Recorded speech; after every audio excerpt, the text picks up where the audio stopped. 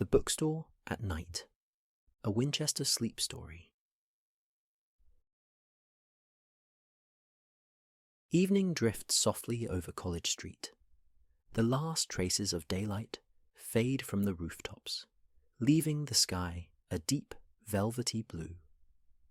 One by one, the lamps along the cobbled street flicker to life, their glow warm and steady, like guardians watching the night unfold. Among them stands one of the oldest bookshops in the country. Its front is a proud Victorian shopfront, wooden frames surrounding broad panes of glass that seem almost too tall for the narrow street. Behind the glass, shelves rise upward, lined with rows of books that catch the faint light like treasures. The door is locked now. The shop's owner has gone home, leaving the building to its evening quiet. But the shop is far from empty. It breathes with stillness, the faint scent of paper and ink mingling with the fragrance of old timber, polished by generations of hands. The floorboards murmur softly, as though loosening into rest. The air holds a presence, alive with the weight of countless stories kept safe within these walls. It is said that long ago Jane Austen herself may have stepped through this doorway before the tall Victorian windows were fitted. Perhaps she paused among the shelves, her eyes gliding over titles much like those that remain today. The thought lingers like a quiet memory woven into beams and brick. Now, as darkness deepens, the shop is hushed but never alone. Through its windows, one can glimpse the cobbles glistening beneath the lamps. The world passes in gentle rhythm, and the bookshop, though still, remains part of that steady flow. Tonight, as the shelves stand neatly in their order, the bookshop becomes something more, a silent companion to the night, a patient witness to those who pause at its window. New works by local authors rest proudly in the display, their covers touched with soft golden light. They wait not to be hurried, not to be claimed, but simply to be noticed, to be remembered. The building leans into its watch, the street outside calm, the stories within at peace. It is here, in this stillness, that the night truly begins. The shop's wooden frame casts long, softened shadows across the shelves. It has known centuries of change, yet always returned to this familiar rhythm. Books on display, light on glass, silence within. It is said that once, long ago, Jane Austen herself passed through these doors. That was before the street bustled with students and visitors, before the window frames glowed with fresh paint. Even then, the shop offered treasures, slim volumes of poetry, journals carried by candlelight, stories of faith and travel. Perhaps she paused here, her hand brushing a spine, her thoughts turning inward to her own unwritten tales. Old beams keep their secrets, and these walls have carried such moments for centuries. The shelves have shifted their contents many times, bindings replaced, covers faded and renewed. Yet the rhythm has never changed. Poetry, history, memoir, stories of the grand and the ordinary.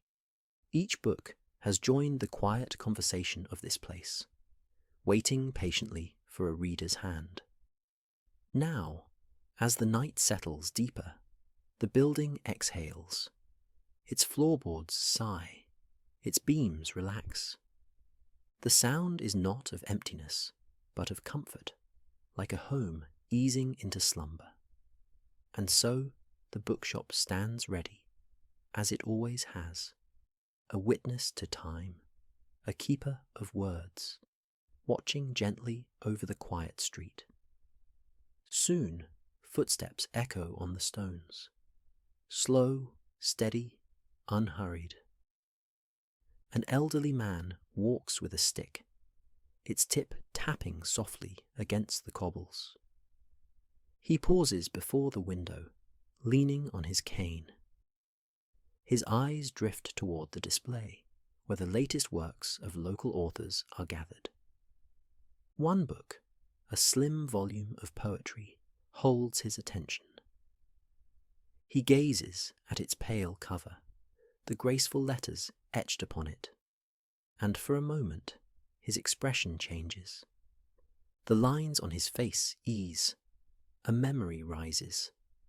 Once, long ago, he too filled pages with verse, notebooks brimming with rhyme, words scribbled by lamplight.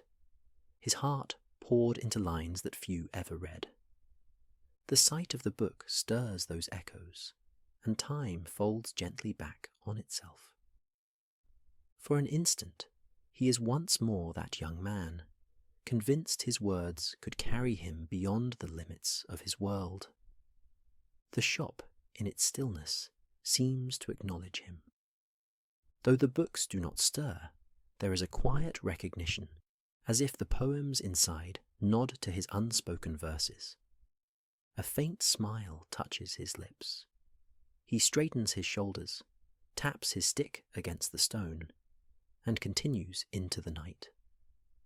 Behind him, the window glimmers softly, carrying his memory as another story held safe within its walls.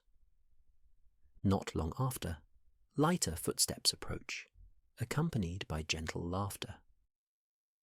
A young couple walks hand in hand beneath the lamps, their voices low, their joy easy. When they reach the bookshop, they pause. They lean close to the glass, gazing into the display where the light seems to shine just for them. A book of Hampshire folk tales catches their eye. Its cover is decorated with painted meadows and winding rivers. The young woman points toward it with delight, her eyes bright. The young man leans closer, their reflections overlapping in the glass, and they smile as though the book has given them a gift. Softly, they imagine the tales inside, stories of shepherds and travellers, markets and feasts, moonlit walks along quiet country lanes. For a moment, their reflections shimmer, blending with the books behind them. It is as if they too have stepped inside, caught between the world outside and the stories within. The young woman presses her hand gently against the glass, as though to hold the moment still. Then, with a final smile, they move on, their hands still entwined. Their laughter fades like music carried away on the night air. The shop stands quietly, but its presence feels warmer now, as though it has absorbed their joy. The books in the window glow a little brighter, carrying the trace of their happiness like a pressed flower held between pages. Later, the street grows quieter. A student appears, her pace brisk at first, weighed down by the books in her satchel.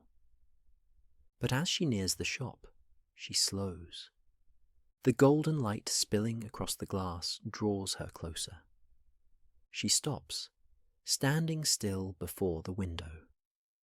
Her breath curls faintly in the cool air, misting the pane. Her eyes scan the titles until they rest upon a large volume, a newly published history of Winchester Cathedral. She leans toward it, the lamplight catching her face. Her eyes glimmer with thought as she imagines the chapters, the great stone towers rising through centuries of change, the choirs echoing through vaulted ceilings, the lives of stonemasons, clergy, and villagers entwined in its history. For her, the book is more than a history. It is a reminder that the world is vast, that knowledge is endless, that stories continue always. She feels, for a moment, as though the cathedral itself is gazing back at her, steady and enduring, encouraging her to carry on. Inside, the shelves are silent, yet it seems the books lean ever so slightly toward her, offering quiet reassurance. Keep going. Your story is only beginning. The student straightens her shoulders, her burden lighter now. She takes one last lingering look at the window before stepping away. Her steps are slower, her mind calmer, as though the shop has shared its peace with her. The glass glows gently behind her, holding her reflection for a moment longer before letting it slip into the night. The hours pass, and voices on the street grow fewer. The shop rests, yet remains watchful. Its great front windows shine faintly, like quiet eyes looking out across the cobbles. The shelves inside are still, yet there is presence in their waiting. The books lean into silence, whispering not words, but the promise of stories yet to be read, wisdom yet to be shared. The lamp outside glows steadily, casting soft light across the stone. A breeze stirs from the cathedral grounds, carrying the scent of damp earth and rain-washed stone. The bookshop breathes with the rhythm of the night, steady, patient, unhurried. To pass by it is to feel a kind of companionship, not commanding, not insistent, simply present. Its presence is reassurance. Its stillness is kindness. Its vigil a reminder that there are places in this world that endure, holding safe the stories of those who came before, waiting for those still to arrive. The books remain untouched, but not forgotten, like friends sitting in silence, content simply to be near. Midnight drifts gently into College Street. The air cools, the stones glisten faintly, as though brushed with silver. The last footsteps have long since faded, and the lane lies empty beneath the lamp's golden watch. The shop stands calm, its wooden frame outlined against the night. Its tall panes reflect the moon, creating the illusion of a second light glowing softly within. The shelves are neat, their books at rest, their voices hushed. Inside, shadows gather in the corners, wrapping the room in a quiet embrace. The scent of paper, leather, and polished wood lingers faintly in the air. Every sound has hushed, save for the slow tick of unseen time carrying the night onward. No one passes now, yet the shop continues its watch, as it has for centuries.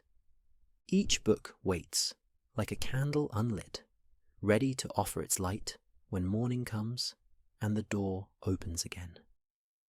The night deepens gently, without weight or hurry, unfolding slowly toward dawn.